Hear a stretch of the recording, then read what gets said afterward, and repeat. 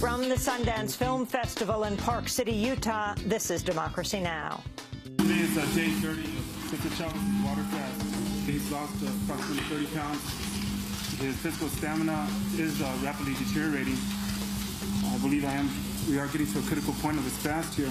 Caesar's last fast as farm workers continue to fight for fair wages and safe working conditions. We look at the life of the legendary organizer Cesar Chavez, co-founder of the National Farm Workers Association. A new documentary looks at his 36-day fast in 1988 to raise awareness about the dangers of pesticides in the field.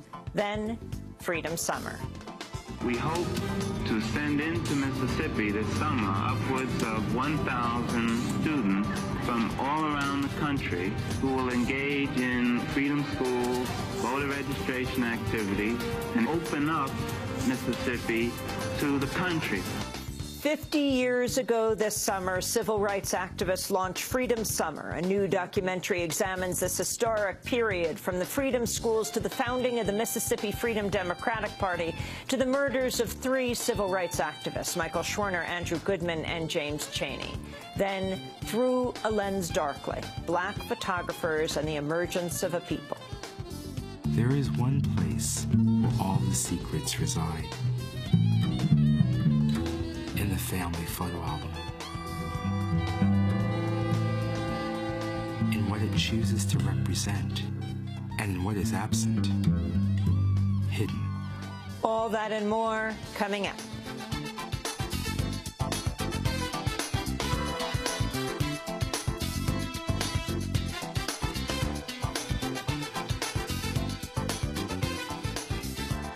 Welcome to Democracy Now!, democracynow.org, the War and Peace Report. I'm Amy Goodman. West Virginia officials have now disclosed a second chemical was part of the spill that contaminated the state's water supply last week. Some 300,000 people had to go without tap water for days after MCHM, an agent used in coal extraction, leaked into the Elk River. On Wednesday, the company behind the spill, Freedom Industries, told authorities the chemical leak also included PPH, which includes dangerous glycol ethers. Freedom Industries had never reported PPH in its previous filings with the state. West Virginia's water has been declared safe to drink in all areas since the weekend, except for pregnant women, but tests are still ongoing. The first day of the UN-backed Syrian peace conference ended Wednesday with deep divisions between all sides. Syria's foreign minister described rebel groups as terrorists, while an opposition leader called the regime of Bashar al-Assad a disease that should be finished. Bashar Jafri, Syria's ambassador to the United Nations, criticized the UN for bowing to the U.S.-led call for withdrawing Iran's invitation. We had today 40 countries seemingly pre-selected in a way that most of them would be anti-Syrian delegations, meaning that they are coming from governments who do have hostile policies towards the Syrian government. But at the same time, and coincidentally, paradoxically, let me say it, the Secretary General excluded Iran. So we add 10 new countries and we exclude Iran at the same time. Speaking after the talks concluded, Secretary of State John Kerry renewed his backing of the departure of Bashar al-Assad and said the U.S. is prepared to increase support for the rebel opposition. There is no one who has done more to make Syria a magnet for terrorists than Bashar al-Assad. He is the single greatest magnet for terrorism that there is in the region. And he has long since, because of his choice of weapons, because of what he has done, lost any legitimacy. I will just say to you that lots of different avenues will be pursued, including continued support to the opposition and augmented support to the opposition. The UN will attempt to mediate the first direct talks between the regime and the opposition Friday in Geneva. The negotiations could last up to 10 days if they're able to get off the ground. Special Envoy Lakhdar Brahimi said both sides are prepared to discuss confidence-building measures, including humanitarian access and the release of prisoners. We've had some fairly clear indications that the parties are willing to discuss issues of access to needy people, liberation of prisoners, and local ceasefires. But certainty is a very rare commodity in our kind of business. Opposition leaders in Ukraine have issued a 24-hour ultimatum for the government to respond to their demands for political change. Speakers told a crowd of tens of thousands packed into Kiev's Independence Square they plan to go on the attack unless President Viktor Yanukovych makes concessions. Clashes have escalated this week after government forces attacked several camps housing demonstrators. Yanukovych has faced a number of demands, including forging closer ties with the European Union instead of Russia and calling early elections. Hundreds of people marched in Cairo Wednesday in a show of protests against the military regime.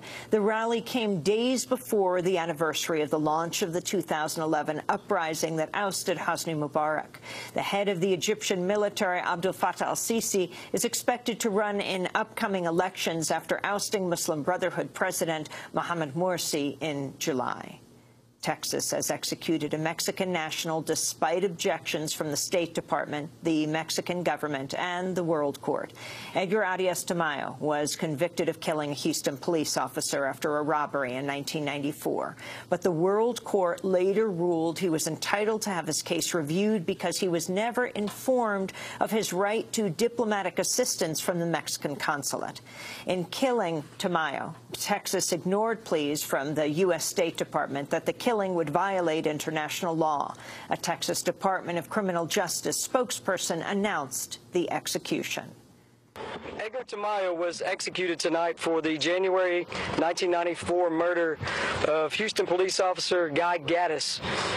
Tamayo pulled a pistol while in the back of a police cruiser and fired multiple rounds, killing Officer Gaddis. When asked if he wanted to make a last statement, Tamayo said he did not.